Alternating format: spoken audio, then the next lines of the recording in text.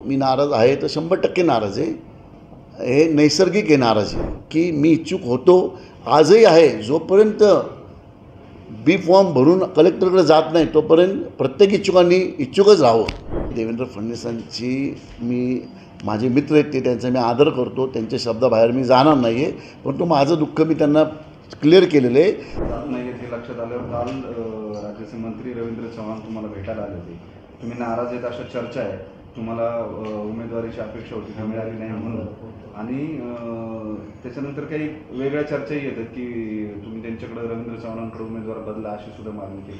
खरं काय, तथ्य काय, आणि कालच्या भेटीत काय काय झालं? सर्वप्रथम मी असं सांगतो की मी इच्छुक होतो हे जग जाहीर आहे, आणि मी कुठल्याही नगरसेवकांना बैठकीला जाऊ नका असं आजपर्यंत बोललेलं नाही. परंतु मी नाराज आहे तर 100% नाराज आहे. हे नैसर्गिक आहे नाराजी. आणि कालचा जो रवी चव्हाण ते त्यांच्या एका मित्राच्या लग्नासाठी आले होते, आणि ते जुने मित्र आहेत माझे, त्याकरता ते माझ्या घरी आले होते किंवा भेटीगाठीसाठी. पण मग मी त्यांच्याजवळ वस्तुस्थिती पुणे शहराची सांगितली की बाबा पुणे शहरामध्ये आज अशी परिस्थिती की शिवसेना हा आमचा सगळ्यात मोठा मित्रपक्ष हा बाजूला जाऊन आमच्या विरोधी पक्षाकडे जाऊन मिळालेला आहे. त्याची रणनीती काय असावी, पुणे शहरात काय असावं. पुणे शहरामध्ये आत्तापर्यंत मी केलेली कामं, म्हणजे मी उमेदीचे 10 वर्ष पक्षाला दिले, आणि कार्यकर्तेच नव्हे तर पुणे शहरातल्या जनतेपर्यंत मी कसा पोचलो आहे, आणि कसा परिस्थितीमध्ये आज रोजी माझी भूमिका काय असावी, ह्या सगळ्या गोष्टी चर्चा केली. आणि पुण्याच्या 6 विधानसभेतला प्रत्येक प्रभाग वाईज, वार्डा वाईज सर्वे मी त्यांच्या कानावर घातलेलं आहे की काय होऊ शकतं. मी आमच्या म्हणजे डिक्लेअर झालेल्या सीटवरती, मुरली मुळात आता डिक्लेअर झाले, बी फॉर्म मिळाले नाही अजून, बी फॉर्म भरल्यानंतर फायनल उमेदवार होतो असं मला वाटतं टेक्निकली. काय होऊ शकतं. मुरली मोहळांना मी विरोध केला नाही, परंतु दंगेकर आणि मुरली मोहळांमध्ये निवडणूक झाली तर त्याचा काय परिणाम होतो, काय नाही, किती मतं आम्हाला पडतील, किती मतं त्यांना पडतील, काँग्रेसला मतं किती पडतील. आमच्या विरोधी पक्ष जी शिवसेना आहे, शिवसेनाची मतं दंगेकरांना किती जातील, मनसेची मतं आमच्याकडं किंवा दंगेकडं किती जातील, ह्या सर्व अभ्यास करून त्यांची जी फक्त चर्चा केलेली आहे. ह्याचा अर्थ उमेदवार बदला असं कुठं त्यांना मी बोललेलो नाही. परंतु मी नाराजी माझी व्यक्त केली. पुणे शहरासाठी काय केलं पाहिजे, काय नाही, हे त्यांना मी स्पष्टीकरण दिलं 6 मतदारसंघातलं. आणि त्याच्यानंतर त्यांनी मला एवढाच शब्द दिला की संजय, आम्ही वरिष्ठांपर्यंत आपण सगळे डिटेल्स, हे रिपोर्ट आम्ही पाठवू, आणि त्यानंतर पुन्हा आपण बसू. एवढी काल आमची चर्चा झालेली आहे. ते निव्वळ मला भेटीसाठी नव्हते आले, ते एका लग्नासाठी आले होते. ते लग्न झाल्यानंतर जाताना माझ्याकडे आले ते, आणि पुण्यात आलेच म्हणून त्यांनी एक पक्षाच्या कार्यकर्त्यांची आणि नगरसेवकांची पण पक्ष कार्यालयात मिटिंग घेतली होती. आणि हा आमच्या भेटीचा हा राजकीय काहीच कारण नव्हतं. ही आमची मैत्री आहे पूर्वीपासून. मी रवी चव्हाणांना जवळजवळ 2005 सालापासून बघतो. ते मित्र आहेत माझे, त्या नात्याने ते माझ्या घरी आले. ते कुठलीही मनधरणी किंवा कुठल्याही रुसवे फुगवेचा विषय नाही. आमचा राजकीय विषय होता की पुणे शहरात काय झालं पाहिजे, काय केलं पाहिजे, आणि कशा पद्धतीने पुढे गेलो पाहिजे. आणि मी आजही सांगतो आपल्याला की मी इच्छुक होतो, आजही आहे. जोपर्यंत बी फॉर्म भरून कलेक्टरकडे जात नाही तोपर्यंत प्रत्येक इच्छुकांनी इच्छुकच राहावं.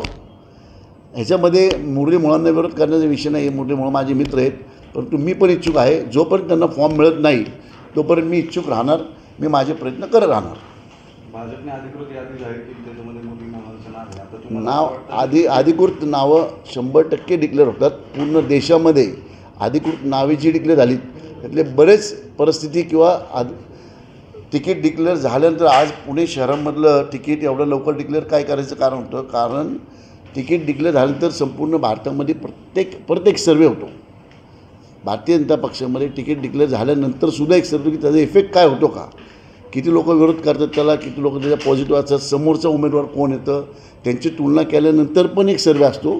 तो सर्वे पण होईल कदाचित, आणि त्यातनं उमेदवार जर त्या सर्वेमध्ये तोच निवडून येण्याच्या क्षमतेचा असेल तर परत त्याच्याकडेच तिकीट उमेदवारी राहील.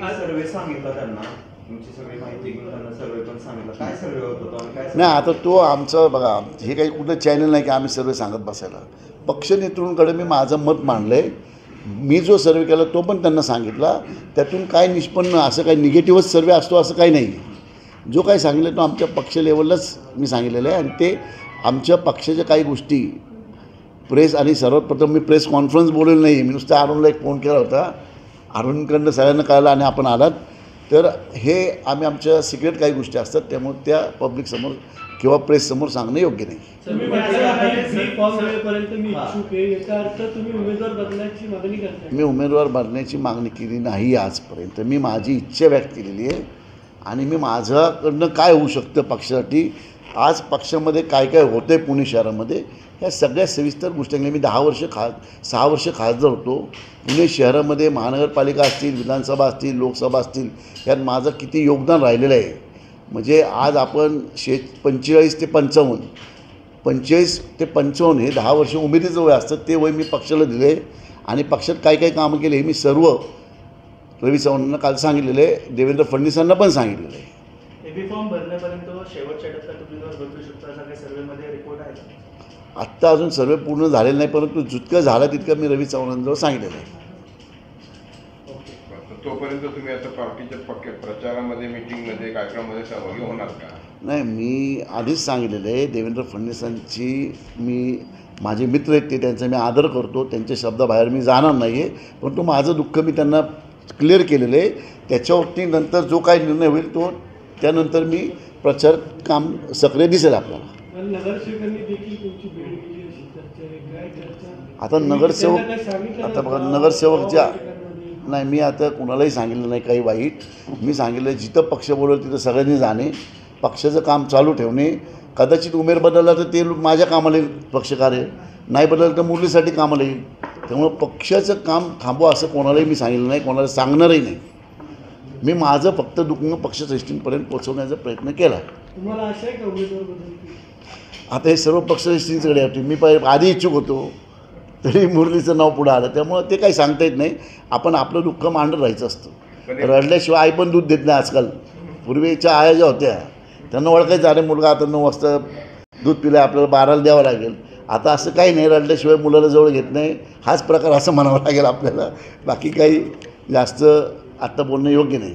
पण तुमच्यावरती रडण्याची वेळ काय येते? तुम्हाला तुमचं दुःख हे व्यक्त करावं लागतं फेसबुक पोस्टवर. आता ते तुम्ही सर्व पक्षाला विचारा, पक्ष नेतृत्वाला विचारा. मी काय सांगू माझं दुःख? नाही, असं नाही. दिलेला उमेदवार सक्षम आहे. 98 नगरसेवक आहेत, 4 आमदार आहेत पुणे शहरामध्ये. फक्त दुःख आहे की शिवसेना जी आमच्याबरोबर म्हणजे जवळजवळ 35 वर्ष जी होती ती ह्या वर्षी नाही आमच्याबरोबर, तेवढं दुःख आहे. एकनाथ शिंदेची शिवसेना आहे, परंतु आज पुण्यात आपण सगळे पाहत असाल की पुण्यात एकनाथ शिंदेची शिवसेना जास्त स्ट्रॉंग आहे का उद्धव ठाकरेची शिवसेना स्ट्रॉंग आहे, हे सगळे जग जाहीर आहे. मी तर सांगणार की बाबा एकनाथ शिंदे शिवसेना आहेच आमच्यावर, त्याबद्दल वादच नाही आहे. परंतु वस्तुस्थिती आपल्या सगळ्यांना माहिती आहे, सर्व पुणे शहराला माहिती आहे. कोणाची शिवसेना स्ट्रॉंग आहे? शिंदेची? सगळ्या पुणे शहराला माहिती आहे. मी सांगणं योग्य नाही.